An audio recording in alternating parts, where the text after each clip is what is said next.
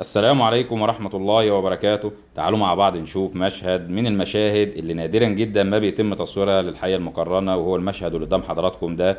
الحية المقرنة أثناء شرب الماء، وده طبعا من المشاهد اللي نادرا جدا ما بيتم تصويرها للحية المقرنة. وهنا لو حضراتكم لاحظتوا هتجدوا ان تقريبا منتصف الرأس موجود بالكامل داخل الماء، فبالتالي الحية ما بتتنفسش اثناء شربها للماء. وده لان الثعابين عموما بشكل عام تقدر ان هي اصلا تحبس انفاسها تحت الماء لمدة من ساعة الى ساعتين على حسب النوع.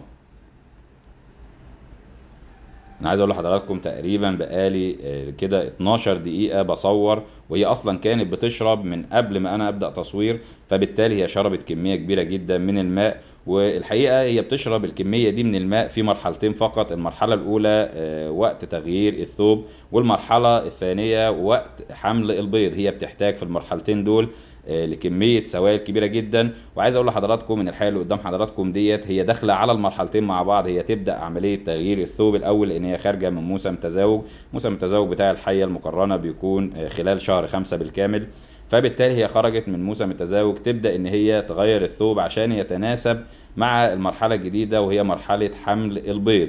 وعايز اقول لحضراتكم ان جميع الكائنات الحيه بتحتاج للماء، حتى لو كانت في مكان بعيد عن الماء. هي بتعتمد على دم الفريسه اللي هي بتتغذى عليها بيكون بديل للماء. ولكن لو توفر الماء بالتالي هي بتشرب كميه اللي بتحتاجها لجسمها، وبتشرب الكميه اللي تقدر تعوضها عن السوائل اللي هي محتاجها. فالحياة المقرنة رغم تواجدها في عمق الصحراء وبعيد عن الماء، إلا إن الماء لو توفر فبالتالي هتشرب منه الكمية اللي محتاجاها.